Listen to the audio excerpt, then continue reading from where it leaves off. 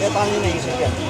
Yung ano sir, naano namin siya kasi with the twist. Bale ito kasi Pinoy talaga yung ano niya, yung sa Baguio pati sa Tagaytay. Tapos yung may marshmallow, nakita ko lang yung inspiration niya sa New York. Bali sabi ko bakit hindi natin try sa streets naman dito sa Manila. Oo, kaya sa palaran na Filipino with the twist yung nangyari. Tablea de Davao yung gamit niya.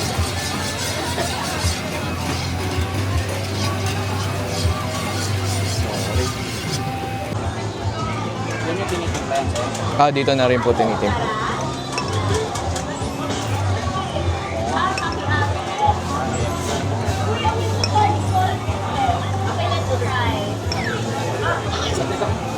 Bango na, ano?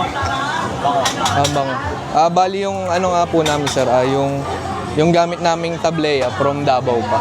Yung gamit namin. Po, para mas umano siya, mas mahalo yung mga rekado namin. Bali yung mga style na ganito sir sa Tagaytay, sa Baguio, dun makikita. Yung ganun talaga yung ano. Sa nilagay. Ganun.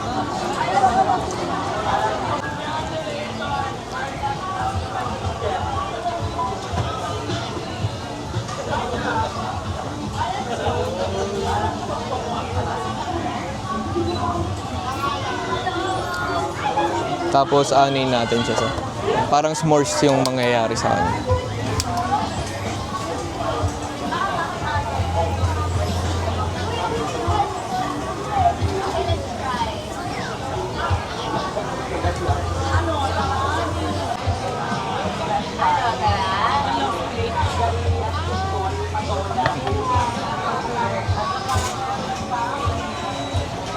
Tapos sa ibabaw po nito, meron pa tayong ice cream po sa ibabaw.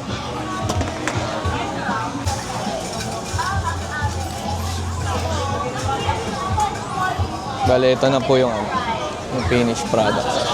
Ayun na, oh. Ayun na, di ba? Isa ito.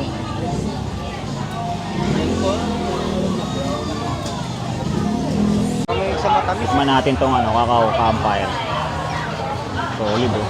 Lagi, totoo. May marshmallow, no? Gawin mo, pre. Gawin, ano? Sip mo, pre. Uy. Cesar, Ayan, oh. Tama ba?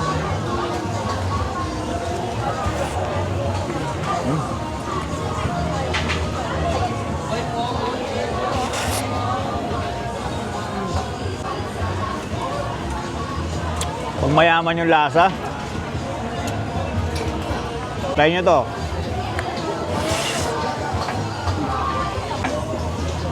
Uy!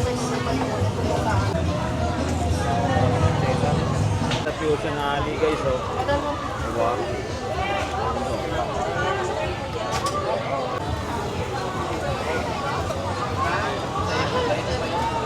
Sarap na to. Bihira ka makakakita nito. Masarap.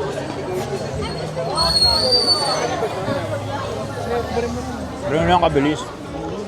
Ayun, oh. Ito lang dinain namin dito, itong tsokolate na to. Ibang klase yung chocolate niya, hindi basta-basta. Pinag-isipan. Sarap to. Alam niyo yung kalasa na ito?